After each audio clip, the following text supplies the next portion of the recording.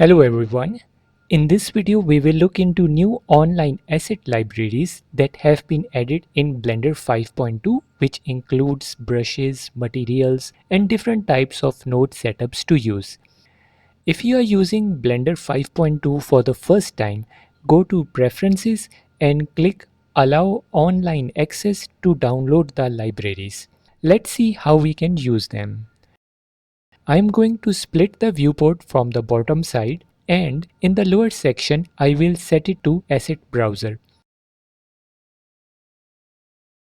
Here all the assets will be loaded.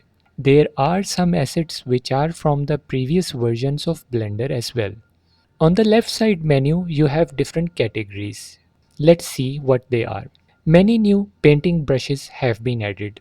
You will see a cloud download icon button on the asset which is from the online library. Click on it and it will download. There are two types of libraries, online and offline. In the compositing category, there are some new nodes. In the geometry nodes, it's almost the same as before. The most useful category is the materials. There is now a good collection of procedural materials which you can use as a starting base. You can change the size of the thumbnails also from here. In the materials, we have different types of wood, metal, tiles, fabric, glass, and other standard commonly used materials. Hopefully, these asset libraries will continue to expand in the future. In the model section, we have a collection of topology meshes like hands, feet, bodies, which you can use for modeling and sculpting. In the worlds category, there are now a collection of world node setups which you can use to set up HDR lighting. Now let's see how we can start using these assets. Starting with the material, I will switch to material preview.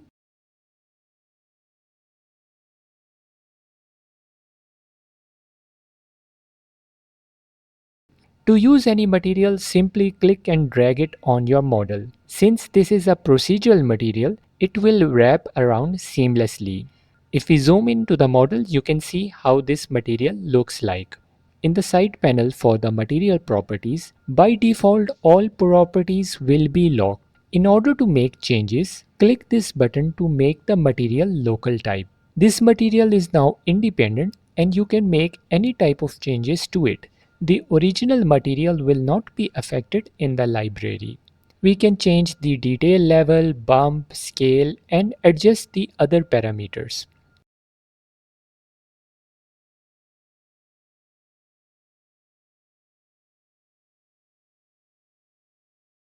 Let's try this metal rusted material type.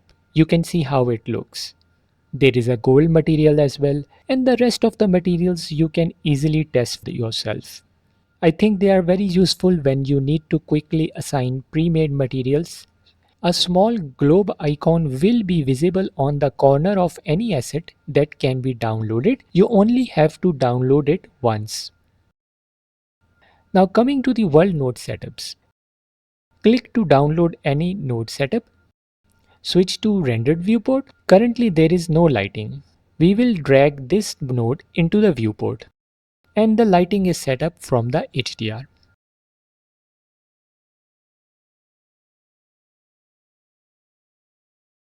If we go in the world properties, first make it local, then we can open the properties. Here we can rotate the angle, make the background blur, increase the strength value of the light.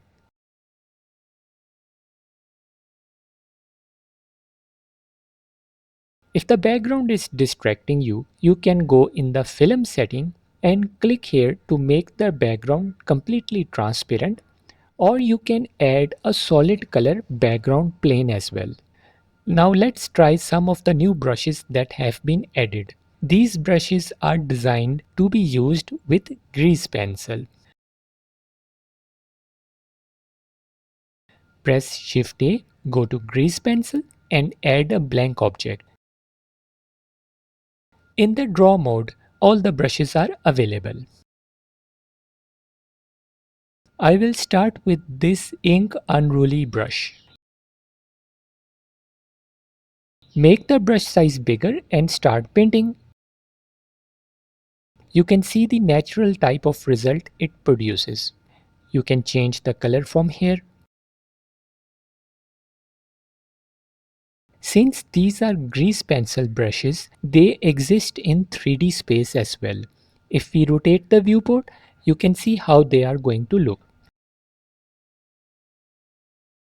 Let's try another brush.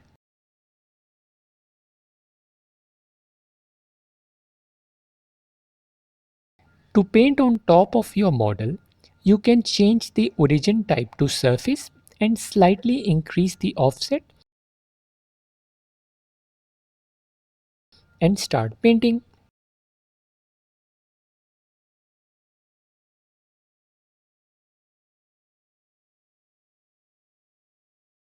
You can see how they are going to look when you rotate the viewport. There is also a new leaves brush as well. Try to experiment all of them.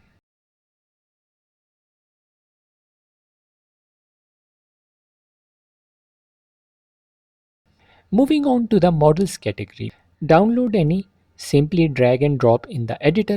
If it's not in the middle, then press Shift S and move it to the cursor origin location. It can be a bit smaller, so you can make it bigger. And then you can start modeling and sculpting as needed. In the compositing tab, there are some new filters like night vision, a paint filter, and a few more. In case you want to make your own asset libraries, go to the Preference section and here you will find Add Asset Library. Make a blend file, add your materials or models which you want to show in the Assets browser. You can share your custom asset libraries link with others as well, and they can use your materials and assets. If you want to refresh the asset library, you can click here. It will load any new materials or anything that has been added. And this basically completes this video. I hope you found this useful in some way. If you like to see more, then please consider giving this video a like, subscribe if you have not. Thank you very much for watching, and I will see you in the next video.